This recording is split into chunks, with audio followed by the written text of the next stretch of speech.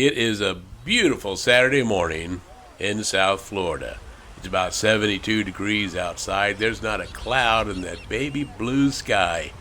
And it's the perfect day to go to the beach. Now, depending on when and where you grew up, the beach you hang out at might be different than mine. We're going to be looking at several beaches today, starting up at Fort Lauderdale Beach and moving our way south down to South Beach. But don't worry if you don't have a bathing suit with you, because along the way we're going to stop at a beach where you won't even need one. So grab a towel, your flip-flops, and lots of sunscreen. And by the way, it's time to cue the music. These are the tales from South Florida for you, with your host, Bill Monty. Growing up in South Florida meant hanging out at the beach in the weekends and in the summer. I can remember one Easter break where we went to the beach so often, we were so sunburned, well, there wasn't a lot of wearing of clothes going on in the house at that time. And that's what we did back then, before there were amusement parks and everything else. And the reason the people came here as tourists was for the beach, the water activities. Now for me growing up, it was always Dania Beach.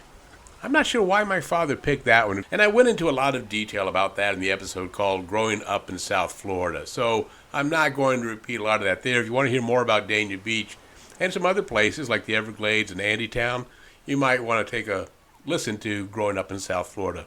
Spring break in Fort Lauderdale Beach, again, maybe just because it was further north, we just didn't go there a lot. Fort Lauderdale Beach for me became a thing when I became older. I was driving, and we would go down to kind of hang out with the college kids that had come down to party. The spring break episode goes into a lot more detail about that. I don't really recall hanging out much at Fort Lauderdale Beach. When I became a teenager in high school, it was the Hollywood Beach, famous for the Hollywood Broadwalk. And yes, it's Broadwalk, folks. It's not Boardwalk. Why is it called a Broadwalk? Oh, because that's where the guys went to watch the broads go by in their bathing suits. No, it's not a boardwalk because it was never made of board. So the Atlantic City Boardwalk was made of wooden boards.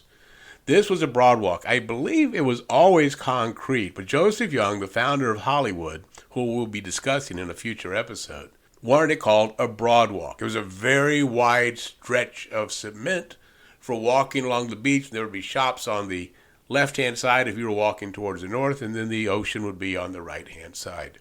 That was where we all hung out when we were kids. Sometimes we'd go along to those, I guess we call it President's Beach in Hollywood. The streets are named after the presidents, Arthur and Garfield and all that stuff. I don't think there were lifeguard stands there, so it was kind of a free-for-all at times. There certainly weren't any concessions or bathrooms or things like that.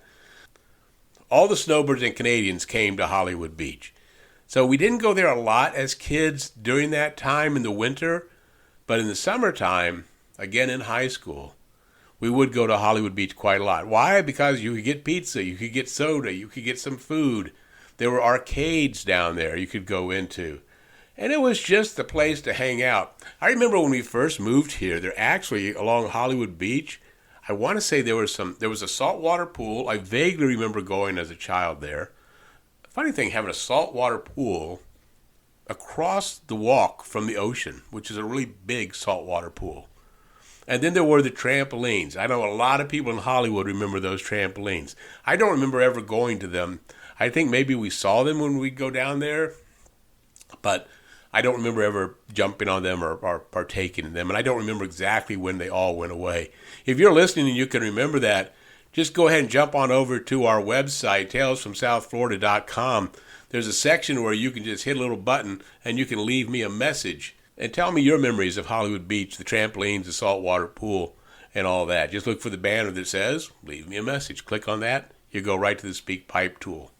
So Hollywood Beach is where I went as a teenager.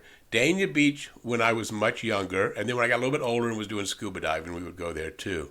The beaches in Dade County, not so much for me, except probably in the late 70s when they would have concerts on the beach. I remember specifically Love 94. Remember the radio station Love 94?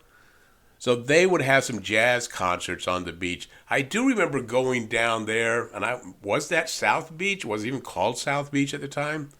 This was pre-Miami Vice. But I do remember going down there, but we didn't really go down there to swim or to hang out. It was kind of a party atmosphere, not quite what it is today, certainly not.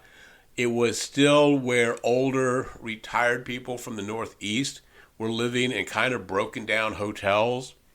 Not a place that we would want to go to that much as young men and women. Certainly after Miami Vice came to town and all the movies that filmed down here, South Beach became huge. Absolutely huge. When they took all those Art Deco hotels and revitalized them and it became a night spot, they did the movie The Birdcage with Robin Williams and Nathan Lane down here. That really put South Beach on the map. What it also put on the map was a place for international travelers to come. So people from Central America and South America, from Europe, France, Spain, would come to South Beach. They were used to having a little bit freer time at the beach. You could go there and there would be women who were not wearing bathing suit tops.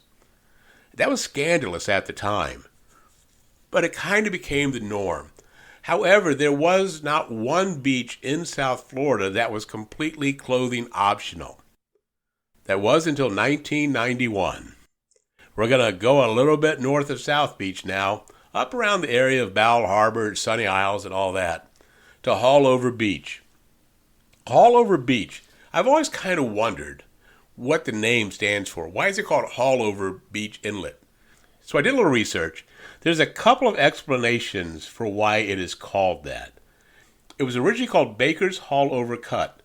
They say named for a local sponge fisherman named Philip Edward Baker, who along with his crew fished all the waters of that present-day park, right where Haulover is now. And according to some accounts, he and his crew anchored on a nearby inlet. Then they would carry their boats, their skiffs, they would do fishing, they would catch turtles, they would do the sponge fishing, they would do whatever they needed to do. But they had to cut their way through the mangroves that were there. So using, machetes or knives or whatever it might be, they would cut through that inlet and across the shoal over to the beach. And then they would haul over their skiffs and their boats. It became known as Baker's Haulover. That makes sense as to why it'd be called Haulover. But other accounts say that it was named for the famous barefoot mailman who carried the U.S. mail on foot and by boat on the first mail route between Palm Beach and Miami, Coconut Grove, and that whole area there. At the time, because there were no roads connecting the stretch between Palm Beach and Miami, this beach walker, as he was originally called, used to deliver mail on foot along the beaches. Some say that this barefoot mailman would haul over his mail across the beach to the bay, and he would use that inlet. Again, another reason it might be called Haulover Inlet. And then there's another possible reference heading back to the Prohibition era, when boats would arrive from the Bahamas to deliver whiskey to be hauled over the beach to the bayside. Well, whatever the reason it was named Haulover, it is now one of the most popular beaches in all of South Florida. The reason for that is, of course, they have a huge marina there. The water, though, going in and out. Well, I remember, this is going back about 25, 30 years maybe. A friend invited me to go out in his boat. Well, when we get there, I find out the boat is a small little motorboat. And we're leaving through the Haulover Inlet. Now, I'd never even been to Haulover Inlet at that point. Had no idea how rough that inlet is. There's actually a YouTube channel today that you can go watch where people just film the boats getting swamped trying to come in and out of that inlet. It's just notorious for the currents, the waves, and everything else. It's a boating mecca. There is, of course, the white sandy beaches, the sand dunes. There's charter fishing services. There's restaurants. There's picnic grounds. There is so much that you can do at Haulover Beach and Haulover Inlet. And the one thing that it became really famous for happened in 1991. In 1991, the northern section of the beach became designated as clothing optional. That's right, folks. The naked truth is, you can be naked on the beach in South Florida. Now, I've been to a lot of beaches down here, and I have been to the clothing optional part of Haulover Beach. This is back in the 90s, I think, mid-90s. And I've got to say, now, sometimes I think when you think about nudists or people not wearing clothes, it would be kind of skanky and awful and kind of even threatening to go there. The absolute cleanest beach that I have ever been on. No garbage laying around. This is again back in the 90s. I can't speak for what it is now. I haven't been in many, many years. But back then, people also watched out for each other. You didn't have to worry about leaving your wallet or anything like that. You know how that we tuck that wallet into the sneakers because no one would ever look there when you go into the water. There's a real sense of community at that beach. And I guess because, really, are you ever more vulnerable than when you're laying on the sand or on a towel or on the beach, sans clothing? So, great beach, very friendly. When you go there, there's actually people that will coach you on the etiquette of being on a nude beach. For instance, you don't want to be walking around with a camera. That's probably going to get you kicked off.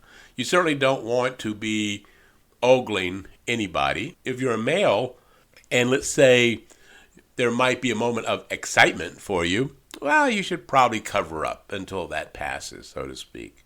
You can find these people on the beach. They wear green hats, and I guess nothing else, but like green safari hats. So if you're looking for them, or if you're nervous about going, you don't know what it's going to be like, you're going to have a great day at the beach. You can also rent chairs. You can rent umbrellas. There's concession trucks there so you can get food. Just remember that as you're leaving the beach, best to put your bathing suit back on if you're walking back to where the traditional beachgoers might be, okay? But fun time at the beach. Again, I don't go to the beach anywhere anymore. Skin cancer will do that for you. So I mostly stay covered up and away from the water. But I do remember all the great times I had at all the great beaches. So again, please visit our website, talesfromsouthflorida.com, where you can find a playlist that's based on the music that inspired these episodes or music that was played at the time that I'm talking about in these episodes.